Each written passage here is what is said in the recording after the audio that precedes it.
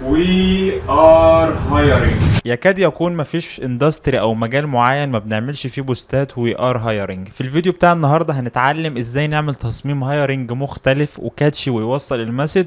فيلا بينا. ما تنساش تعمل لايك للفيديو، تعمل اشتراك للقناه، تفعل زر الجرس، وتكتب لي رايك في الكومنتس بس بعد ما تخلص الفيديو. لو جينا كده نحاول نشوف ازاي هنفكر في مدخل الموضوع بتاعنا، هنلاقي ان الهايرنج الناس بتبدا ان هي تبحث عن ناس او بتدور على ناس، تبحث او تدور. طب ما ده كيورد اقدر ان انا يبقى ده مدخلي في ان انا اوصل للغز او لطرف الخيط. بحث او سيرش، فعندي الماجنيفاينج جلاسز، اقدر ان انا ادور في الاستوكات بتاعتها. فهاجي على شاتر ستوك وهكتب مان هولدنج ماجنيفاينج جلاسز ونشوف الحاجات اللي هتطلع. بص كده، اول استوكاية عندي على الشمال اهي، ولكن انا ما صادفنيش ان انا اشوف فيجوال اتعمل بنفس الاستوكيه دي قبل كده. بيزنس مان، راجل شكله اتش ار، ماسك الماجنيفاينج جلاس بيدور على حاجه معينه مش عارفين ايه هي. هيبقى عندي بس ان انا ممكن احط ايه تحت الجلاس دي، هحط ايه هنا يكمل الفكره ويقويها. فانا فكرت ان انا اجيب كرسي احطه هنا، وقلت انا ممكن الجلاس دي يبقى نازل منها اضاءة كده مثلثة على شكل الكرسي، منورة الكرسي. ده كان اوبشن معايا. اوبشن تاني ان انا برضو لما كتبت هايرنج تشير على شاتر ستوك لقيت حاجات كتير قوي حلوة. فمن ضمن الحاجات اللي لقيتها الاستوكية دي لذيذة، كرسي طاير، حاجات كيبورد مكتوب عليها هايرنج مش عارف ايه، اقلام وبتاع. طبعا على حسب انت بتهاير ايه، يعني انا عندي هنا ماوس وكيبورد وقلم، ممكن ده جرافيك تابلت كمان، فممكن ان احنا نهاير جرافيك ديزاينر، نهاير ارتست، اي حاجه. فيه اوبشنات كتير قوي لموضوع الكراسي ده تقدر ان انت تشتغل عليه. فانا هشتغل على الاستوكيه دي وحملتها، وخدت الراجل عندي يا باشا في مساحه التصميم، حطيته، عملت ريموف باك جراوند، خدت نفس اللاير، عكست الماسك عشان يبقى عندي اللاير بتاع الشادو تمام، وخدت الكرسي نفس الحكايه، هعمل له ريموف باك جراوند وهفصل اللاير نفسها والشادو في لاير لوحده. ادي اللاير، هاخد دي دوبليكيت، اعكس الماسك، ولكن هيحتاج ان هو يتفتح ويتغمق نفس درجة الابيض والاسود اللي في التصميم عندي، وليكن كده تمام. طيب هاخد الاتنين دول اطلعهم فوق هنا عشان دي هتبقى هنا كده. قبل ما نكمل احب اقولك ان كورس ديزاينر تو ايجنسي متوفر دلوقتي بخصم 50%. تقدر تشترك من خلال الرقم اللي هسيبهولك في وصف الفيديو، واسيبك مع اعلان الكورس ونتقابل بعده. كورس ديزاينر تو ايجنسي اول كورس عربي هيعرفك كل حاجه بتحصل جوه مطبخ الاعلانات. هتعرف يعني ايه بريف وانواع البريف وازاي تعمل بريف كامل، يعني ايه ارت دايركشن وستايلات الارت دايركشن وازاي تختار الستايل المناسب للكامبين او الاعلان بتاعك، يعني ايه كامبين وايه هي انواع الكامبينز وازاي تعمل كامبين كامله بنفس الدايركشن ونفس الكونسبت.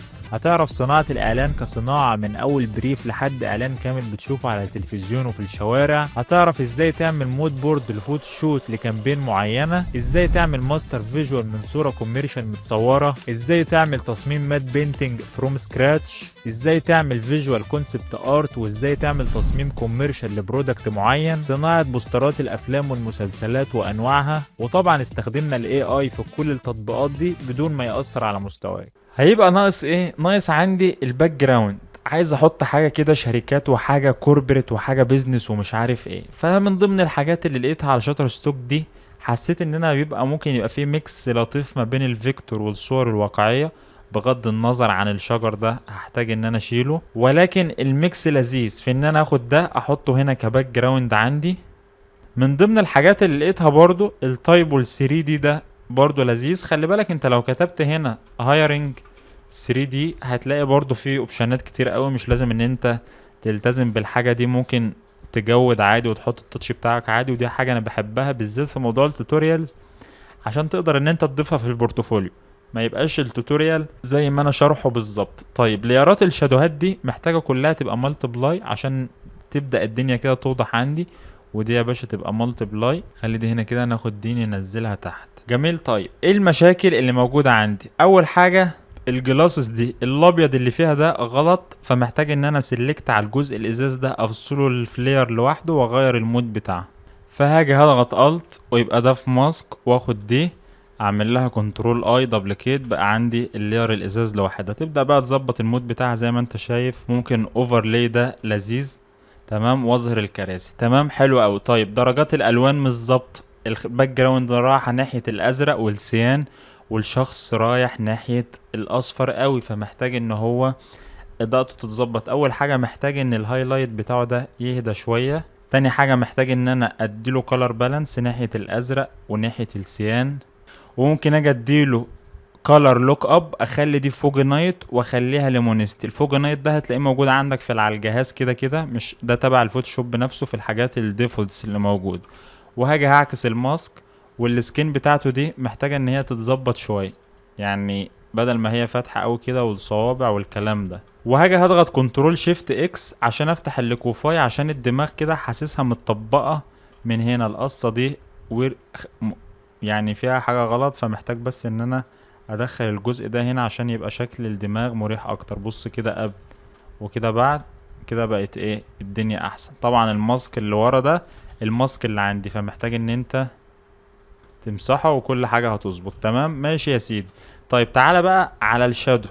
الشادو ده محتاج ياخد هيو وياخد كلارايز ويروح ناحية الازرق. ممكن اخد دي دبليكيت على اللاير بتاعة الكرسي. طيب الكرسي محتاج ياخد عندي برضو color balance لانه الوانه مش مظبوط، محتاج برضو يروح ناحية الازرق والسيان شوية. ومحتاج الكيرفز بتاعته تتظبط وتتفتح كده شوية كده، احسن كتير. كمان محتاج برضو شوية ريتاتشنج كده ببرشات بيضة. تبدأ ان انت ايه على الكيبورد مثلا على الزرار ده تيجي تعمل لسعة اضاءة هنا تخليها اوفرلاي، وتيجي تكملها هنا بعد كده اوفرلاي. تبدأ بس ايه تدي شوية تاتشات خفيفة كده في لسعات الاضاءة. حتة مثلا زي دي لو عملناها اوفرلاي وقللنا الاوباستي بتاعها، حتة مثلا زي دي. بص قبل وبعد هتجسم الكرسي معاك كويس قوي وهتطلع لك نتيجة محترمة. الحواف بقى بتاعت الشادو دي هتحتاج برضو ان انت تظبطها من السوفت. وممكن اجي اسلكت كل دول واكبرهم عندي شويه بالشكل ده. هيتبقى اخر حاجه ان انا حابب اكتب وي ار هايرنج، فهاجي هكتبها تحت خالص وهاجي اخليها كلها كابيتال، وابدا ان انا اختار درجه لون معينه وليكن مثلا الازرق ده. ممكن بقى تيجي من هنا تبدا ان انت تشوف اي كده تاتشايه معينه وليكن مثلا دي، تاخدها تنزلها هنا فهتاخد برضو معاك المبنى. ممكن تنزلها تحت اللير المبنى تظبط، عايز تسيبها عادية خالص هنا برضو هيبقى شكلها حلو، لان هو الفيجوال اوريدي كاتشي، يعني الالوان بتاعته وفكرته كل حاجة جميلة. عايز تسيبها هنا وتحط السوشيال ميديا ومش عارف ايه تظبط. ولكن هو ده بشكل عام الدرس، وازاي ان احنا نقدر نعمل حاجة كاتشي ومختلفة وتوصل المسج. هسيب لك لينك الاستوكات في وصف الفيديو. اتمنى انك تطبق وتعمل لي منشن لان ده بيفرق معايا جدا، وتقول لي رايك في الكومنتس دلوقتي. واشوفك في الفيديو اللي جاي. سلام.